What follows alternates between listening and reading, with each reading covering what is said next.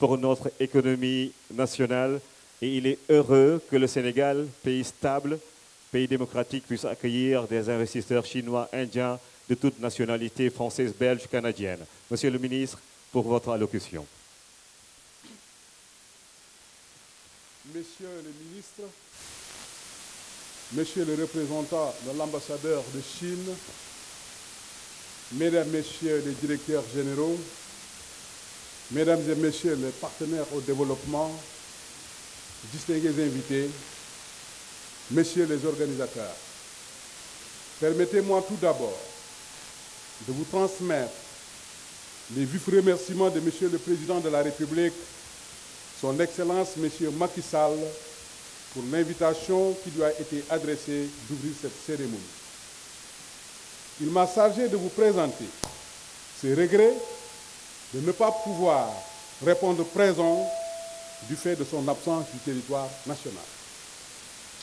Il aurait eu un grand plaisir à y participer, d'autant plus qu'il a inscrit les préoccupations du secteur privé au cœur de sa stratégie d'émergence économique.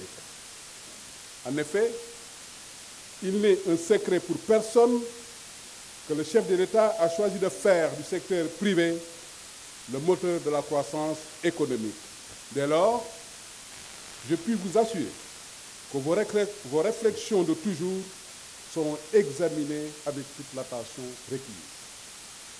Je souhaiterais vous exprimer également tout le plaisir qui m'habite d'être parmi vous pour présider cette cérémonie qui revêt une haute importance pour le gouvernement.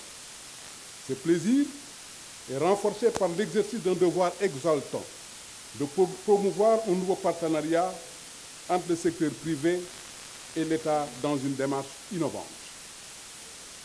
C'est pour cette raison que ma présence parmi vous constitue l'expression d'un besoin d'asseoir une relation fructueuse avec le monde de l'entreprise.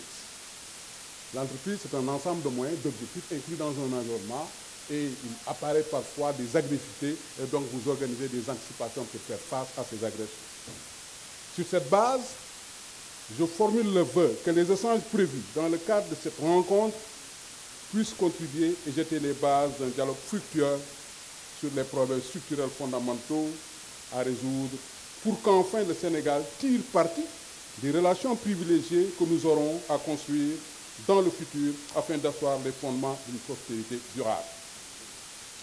Mesdames, Messieurs, dès son installation à la magistrature suprême, le président Macky Sall s'est engagé devant ses compatriotes à œuvrer de toutes ses forces pour améliorer la situation économique et sociale de notre pays, malgré le contexte international particulièrement défavorable.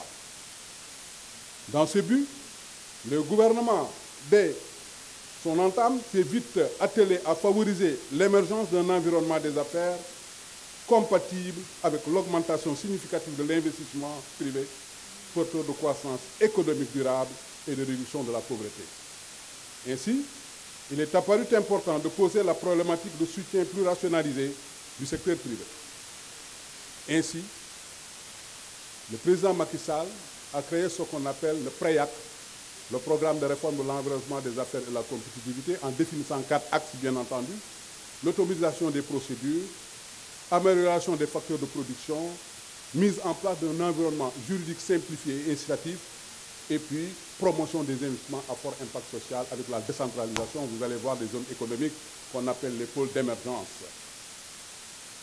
Le but visé est de renforcer la dynamique de l'afflux de capitaux au Sénégal à travers la mise en place de nouveaux mécanismes institutionnels compatibles avec les exigences d'accélération de la croissance économique pour réduire la pauvreté et permettre la création d'une masse critique d'emplois telle que définie dans la FNDS. De ce point de vue, le ministère, mon département, sera un nouvel instrument de veille économique, de renforcement du secteur privé, d'aménagement d'espaces de productivité et d'incitation au développement de la culture entrepreneuriale et des zones économiques intégrées. Le ministère que je dirige garantira une meilleure prise en charge des actions de plaidoyer pour l'investissement au Sénégal et suscitera des interactions avec les autres départements ministériels, laissant escompter des gains en termes d'efficacité en matière de procédures administratives dédiées à l'investissement. L'aménagement des zones économiques spéciales constitue une des missions clés de notre département. Cette activité vise à créer des espaces de productivité dans des zones identifiées par leur dimension structurante, pouvant accueillir en leur sein une diversité d'entreprises et des services complémentaires. En matière de partenariat, nous nous attellerons à promouvoir, développer le partenariat public et privé, déjà existant depuis 2004, afin de l'ancrer dans des politiques publiques au Sénégal. Cette ambition se déclinera dans le renforcement de la formation et la sensibilisation des acteurs, ainsi que dans une dynamique d'adaptation de notre arsenal juridique à cette nouvelle donne. À ce titre, nous nous évertuons à apporter l'assistance juridique et institutionnelle au secteur privé et aux différentes administrations dans le cadre de l'élaboration des contrats. Enfin, la recherche de financements innovants sera au cœur du processus du secteur local, constituant une des raisons fondamentales de la réforme de la loi sur les PPP. Cette loi, par anticipation, je vais vous le dire, ce n'est pas un secret, elle est déjà en place, et là, elle permettra donc l'élargissement du champ d'application pour les secteurs prioritaires. Il va aussi permettre le renforcement de la participation du secteur public et de la création d'entreprises, aussi mise en place d'un système incitatif pour les entreprises appartenant aux pays de l'UEMOA.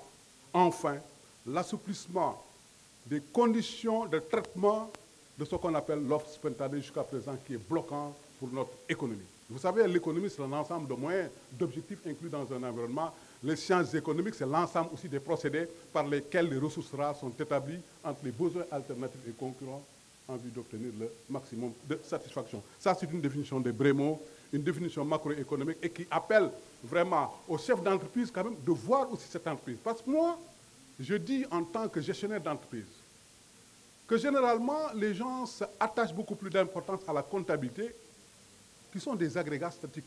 Enfin, l'analyse financière est très importante et doit occuper une place non négligeable. Parce que généralement, la vitesse de rotation des actifs circulants ne coïncide pas avec l'exigibilité des dettes à court terme. Et ce qui crée des problèmes de trésorerie parce que le besoin en fonds de roulement croît plus proportionnellement que le fonds de roulement.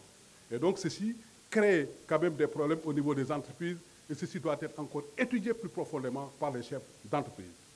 Pour terminer, je voudrais partager une conviction profonde apparue à la lumière des enseignements tirés des insuffisances dans le domaine du renforcement du rôle du secteur privé. Le développement de l'initiative privée est une démarche inclusive qui ne saurait se limiter aux seules réformes dévolues aux structures officielles.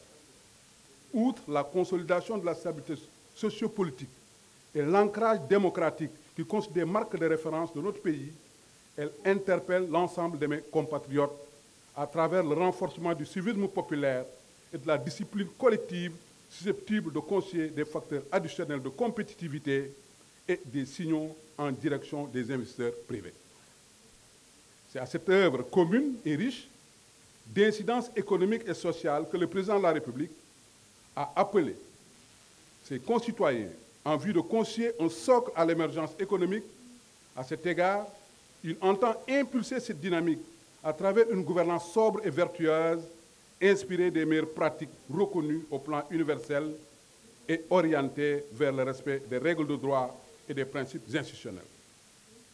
Du reste, la mise en œuvre de cette nouvelle forme de management des affaires publiques s'est traduite par une hausse de 177% des investissements directs étrangers entre les années 2011 et 2012, témoignant de l'adhésion des investisseurs d'un nouveau programme de gouvernement. Par ailleurs, les travaux d'infrastructure restent au cœur des politiques économiques et seront poursuivis dans une perspective plus radieuse, plus rationalisée pour combler les déficits du capital physique et desserrer ainsi une des importantes contraintes déjà identifiées en matière de promotion des investissements.